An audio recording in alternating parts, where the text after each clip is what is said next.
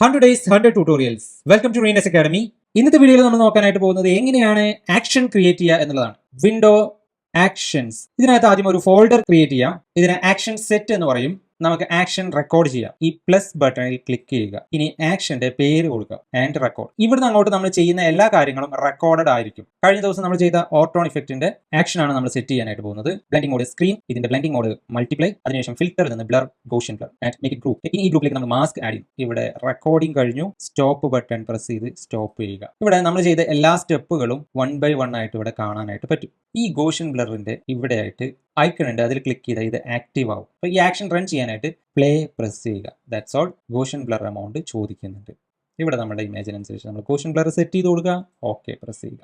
റീനസ് അക്കാഡമിയുടെ free action download ചെയ്യാനായിട്ട് നമ്മുടെ വെബ്സൈറ്റിൽ പോയി കഴിഞ്ഞാൽ നിങ്ങൾക്ക് ഇത്രയും ആക്ഷൻസ് ഫ്രീ ആയിട്ട് ഡൗൺലോഡ് ചെയ്യാം. So thanks for watching. See you on the next video. By.